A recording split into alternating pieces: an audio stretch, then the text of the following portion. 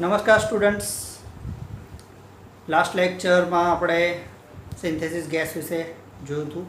બહુ ઓછા એમસીક્યુ એમાંથી પૂછાય છે, બરાબર. 2-3 મહિને એમસીક્યુ હતા. એઝ એ કેટાલિસ્ટ શું યુઝ થાય છે, MEA ઓર K2CO3 સોલ્યુશન શેના માટે છે, બરાબર. ને બંનેના રો મટીરિયલ ને કેમિકલ રિએક્શન, આ રિલેટેડ એમસીક્યુ એમાંથી આવે છે. Now today we are going to discuss ammonia, most important raw material for all fertilizer compounds. Mostly nitrogenous fertiliser માટે બેઝિક રો મટીરિયલ ને ઇમ્પોર્ટન્ટ રો મટીરિયલ તરીકે એમોનિયાનો ઉપયોગ થાય છે, બરાબર. આ સિવાય ઘણા બધા યુઝીસ એમોનિયાના છે. ફોર એક્ઝામ્પલ રેફ્રિજરન્ટ તરીકે, બરાબર. આઈસ ફેક્ટરીમાં રેફ્રિજરન્ટ તરીકે પણ એમોનિયાનો ઉપયોગ થાય છે બિકોઝ ઓફ ઇટ્સ પ્રોપર્ટીઝ. જોઈએ આપણે પ્રોપર્ટીઝ. ફોર્મ્યુલા, chemical formula अथवा तो ammonia is represented by NH3. okay, molecular weight 70. okay, as a liquid fertilizer, समझो, as a liquid fertilizer it has highest nitrogen content available. હવે nitrogen content કઈ રીતે શોધવાનું, બરાબર. તો મોલિક્યુલર વેટ 17 છે, તો 17 માં 17 નાઇટ્રોજન હોય તો 100% N2 છે એવું આપણે કહી શકીએ, બરાબર. પણ અહીંયા શું છે, 17 માં 14 છે એકોર્ડિંગ ટુ ફોર્મ્યુલા. તો 100 માં કેટલા, તો આના પરથી આપણને શું મળે છે, N2 કન્ટેન્ટ મળે છે, બરાબર. તો as a liquid fertiliser N2 content આની અંદર કેટલા પર્સન્ટેજ આવશે, તો ઓલમોસ્ટ તમે 14/100 divide multiply by 100 divide by 17 કરો તો 82 પોઈન્ટ સમથિંગ આવશે. 82.1235 સમથિંગ. તો it has highest nitrogen available as liquid fertiliser, બરાબર. સોલિડ ફર્ટિલાઇઝર માટે અલગ આવશે, બરાબર છે. ઓકે, સોલ્યુબલ ઇન વોટર, બરાબર. એટલે soluble in water. Okay, normally gas ફોર્મમાં છે તો કલરલેસ ગેસ. ઓકે, આની જે સ્મેલ છે પંજન્ટ સ્મેલ આવે છે. ઓકે, હવે તમારે એની જો સ્મેલ મહેસૂસ કરવી હોય તો જમ્બો ઝેરોક્સ જે નીકળતી હોય, ઝેરોક્સ મશીન, મોટી મોટી ઝેરોક્સ, બિલ્ડિંગના નકશા, મેપ, બધી જે ઝેરોક્સ નીકળતી હોય એ ઝેરોક્સ એ એમોનિયા પ્રિન્ટ હોય છે, બરાબર. ત્યાં તમે જાઓ તો એમોનિયા પ્રિન્ટિંગ થાય તો તમને એમોનિયાની સ્મેલ આવે છે. ઓકે, એનાથી આપણને શું થાય છે, આઈસમાં બર્ન થાય છે. It burns into eyes. આઈસમાં આંખોમાં બળતરા જેવું થાય છે. Okay, melting point -7.7 degree centigrade, boiling point -3.3 degree Celsius. આ પ્રોપર્ટીઝના લીધે જ એઝ એ રેફ્રિજરન્ટ તરીકે એમોનિયા ઉપયોગમાં લેવાય. ઓકે, હવે ઇન ઇન્ડિયા આ જે પોઈન્ટ હતો as a liquid fertiliser 82.35% of N2 is there in ammonia. પરંતુ ઇન્ડિયા જેવા દેશોમાં આપણે લિક્વિડ ફર્ટિલાઇઝર તરીકે એમોનિયા કે કોઈ પણનો ઉપયોગ કરી શકતા નથી બીકોઝ ઓફ ઇવાપોરેશન, બરાબર. જ્યારે આપણે સ્પ્રે કરીએ તો ઇવાપોરેટ થઈ જાય છે. એટલે એઝ અ ફર્ટિલાઇઝર તરીકે જે જમીનમાં ફળદ્રુપતા થવી જોઈએ થાય ને, એટલે as a liquid fertiliser we can not use ammonia. So કેમ, તો કે ભાઈ ઇવાપોરેશન થઈ જાય, આપણે જ્યારે પણ સ્પ્રેઇંગ કરીએ વોટર સાથે મિક્સ કરીએ તો ઇવાપોરેટ થઈ જાય છે. એટલા માટે આપણે લિક્વિડ ફર્ટિલાઇઝર નોર્મલી વાપરતા નથી. ઓકે, આ જે રેફ્રિજરન્ટ લેવલ છે એ કોમર્શિયલ લેવલ પર યુઝ થાય છે, એટલે મોટા પાયે. આ સિવાય એના યુઝીસ, તો એમોનિયમ ક્લોરાઇડ NH4Cl આ બનાવવા માટે પણ એમોનિયા યુઝ થાય છે. તો ammonia mix with HCl, ammonium chloride. એટલે એમોનિયમ ક્લોરાઇડ માટેનું રો મટીરિયલ તો કે એમોનિયા. બરાબર. ઓકે. એમોનિયમ નાઇટ્રેટ એટલે કે એમોનિયા પ્લસ HNO3, NH3 આવશે.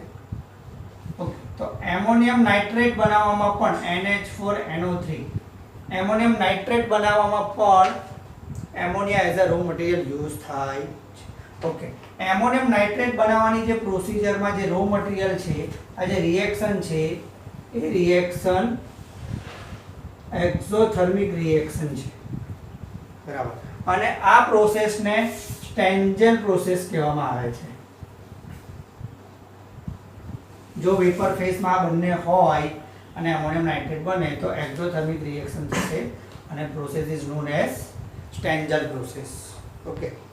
બીજું, યુરિયા બનાવવા માટે પણ 2NH3 plus CO2 it gives NH2CO NH2 urea. Urea બનાવવા માટે પણ ammonia as a raw material use થાય છે. Okay. Ammonia when mixed with H3PO4 phosphoric acid સાથે મિક્સ થાય તો આપણને બે વસ્તુ મળે છે, મોનો એમોનિયમ ફોસ્ફેટ અને ડાયએમોનિયમ ફોસ્ફેટ. ધેટ મીન્સ કે એમોનિયમ ફોસ્ફેટ બનાવવા માટે પણ ammonia as a raw material use થાય છે. મોનો એમોનિયમ ફોસ્ફેટ NH4H2PO4 અને ફરીથી આપણે એમોનિયા યુઝ કરીએ તો ડાયએમોનિયમ ફોસ્ફેટ બનશે NH4 twice HPO4. Mono ammonium phosphate, diammonium phosphate. તો આટલી બધી પ્રોસેસ એટલે કે આટલા બધા ફર્ટિલાઇઝર બનાવવા માટે ammonia as a raw material use થાય. ઓકે. કેટલી મેથડ્સ છે એમોનિયા માટેની મેથડ્સ? તો સૌથી પહેલા અત્યારે જે મોડર્ન મેથડ યુઝ થાય છે that is Linde ammonia concept process, that is શોર્ટમાં LAC, Linde ammonia concept process. એકદમ સિમ્પલ પ્રોસેસ છે એટલા માટે આનો ઉપયોગ હવે નાવડેઝ થાય. આ સિવાય most popular MW Kellogg process, Casale process, Claude process, Haldor Topsoe process, Fauser Montecatini process. આટલી મેથડથી આપણે એમોનિયાનું પ્રોડક્શન કરી શકીએ છીએ. Okay. Fauser Montecatini process is most important, MW Kellogg is most important. Okay.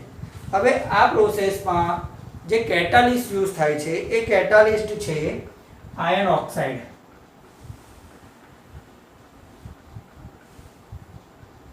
Okay.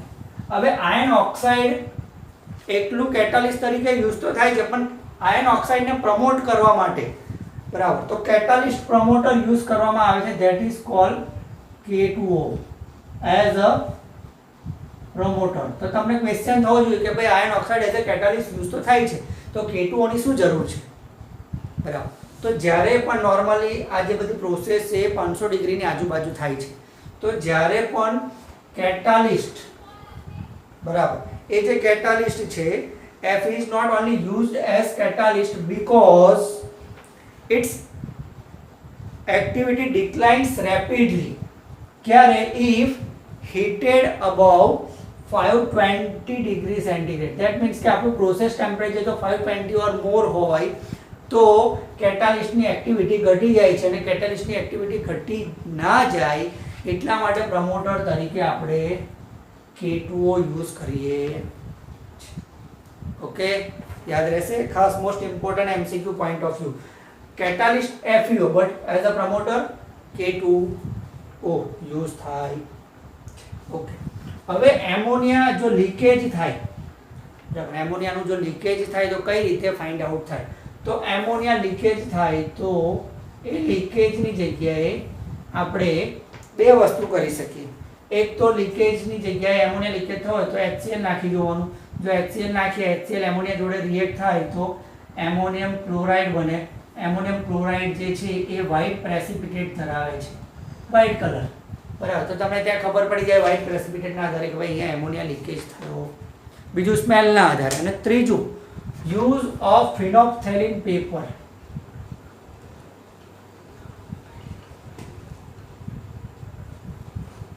બરાબર, જે ફિનોપ્થેલિક પેપર છે એ ફિનોપ્થેલિક પેપર યુઝ કરીએ તો આપણને એમોનિયા લીકેજ ખબર પડે. બરાબર, આવડશે કે નહીં આવડે? આવડશે. ઓકે. નોર્મલી એમોનિયા પ્લાન્ટ ની કેપેસિટી અથવા તો ઓપ્ટિમમ કેપેસિટી 1000 ટન પર ડેલી હોય. ઓકે. હવે મોસ્ટ ઇમ્પોર્ટન્ટ પાર્ટ શું છે? એમોનિયાની કોઈ પણ ફ્લો શીટ લઈ લો, એમાં મોસ્ટ ઇમ્પોર્ટન્ટ પાર્ટ છે કન્વર્ટર.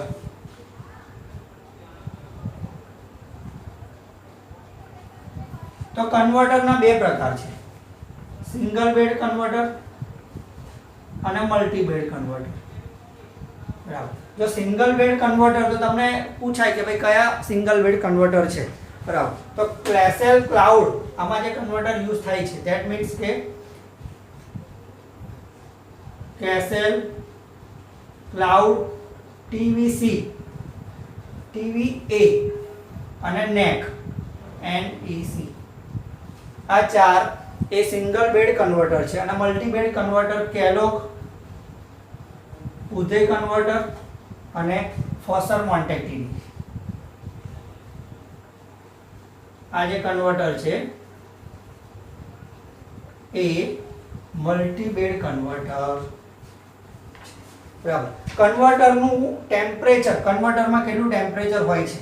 તો 550 ડિગ્રી સેન્ટીગ્રેડ ટેમ્પરેચર હોય છે અને પ્રેશર ઓલમોસ્ટ 450 atm પ્રેશર રહેલું હોય. બરાબર, ઓકે. એમોનિયા માટેની જે મોસ્ટ ફેમસ મેથડ છે એ હેબર પ્રોસેસ. બરાબર, એ હેબર પ્રોસેસ